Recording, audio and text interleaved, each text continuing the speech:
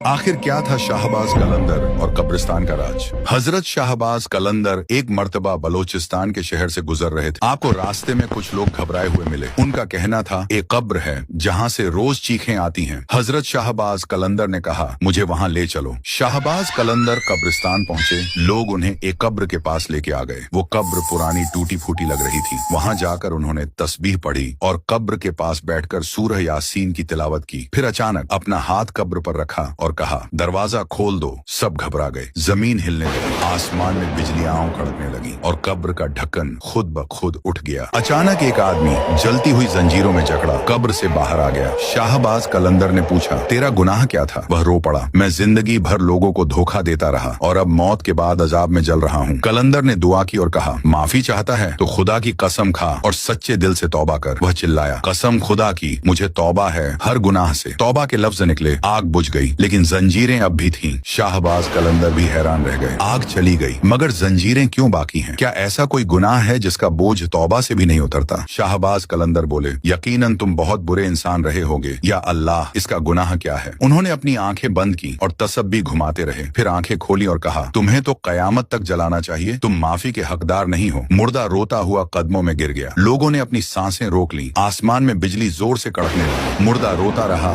बेड़ियों में जकड़ा, मिट्टी में गिरा हुआ। उसने कहा मैंने तौबा की, मुझे माफ कर दो। शाहबाज कलंदर ने कहा अगर तू वाकई तौबा में सच्चा है तो उस कब्र तक चल कर जा जहाँ वो माँ दफन है जिसे तूने जिंदगी भर जलील किया था। जमीन फिर से हिली। कब्र के अंदर से एक पुरानी टूटी हुई कब्र सामने आई। रोता हुआ घिसटता हुआ वो उस कब्र तक गया और चीख कर बोला माँ मुझे माफ कर दो, मुझे अपना बेटा कह दो एक बार। और आवाज आई मेरे बेटे क्या अब तू सच में बदल गया है? अचानक आसमान से एक रोशनी उतरी, बेड़ियां टूट गईं और कब्र से एक रूह निकली, नूरानी, मुस्कुराती हुई। उसने कहा मैं तुझे माफ करती हूँ, अब तू आजाद है। और वो दोनों रूहों को फरिश्ते लेने के लिए आ गए। कलंदर ने अपना सर झुका लिया और कहा जो माँ की बेअदबी करता है उसे जहन्नम की आग का सामना कब्र में ही करना होगा।